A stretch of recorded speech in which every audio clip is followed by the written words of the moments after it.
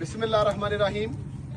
इस टाइम हम पीपी 52 कोल्डी गुरला के पास खड़े हैं। आप देख रहे हैं कि दरिया का पानी बाहर निकल आया है और बता रहे हैं कि लोगों का बड़ा नुकसान हुआ है। यहाँ पे भैंसें चली गई हैं, पानी में बह गई हैं, बकरियाँ, और कुछ आगे जाके लोगों के घर भी जो है वो डिमॉलिश हो गए हैं।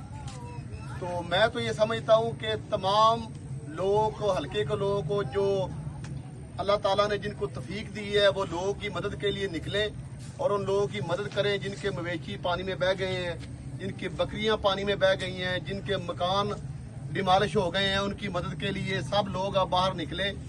मैं हुकूमत से अपील तो बिल्कुल नहीं करूंगा, क्योंकि ये वही हुकूमत है और वही इंतजामिया है जिन्होंने 2024 में भी आप लोगों का इलेक्शन चुराया था और 1 जून 2025 को भी इलेक्शन चुराया था।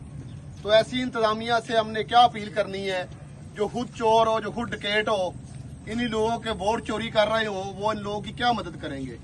तो पहले भी आप सब लोगों ने एक दूसरे की मदद की है और सब भाइयों से गुजारिश है कि सब बाहर निकल के, जिन लोगों का नुकसान हुआ है, मैं भी हल्के में हूँ, जो मैं मदद कर सकता हूँ इंशाल्लाह उन लोगों की ज़रूर मदद करूँगा। और सबसे गुजारिश है कि सब एक दूसरे की मदद करें और इन भाइयों के साथ, बहनों के साथ इस दुख में, इस मुश्किल घड़ी में उनके साथ खड़े हों। मेहरबानी, बहुत शुक्रिया।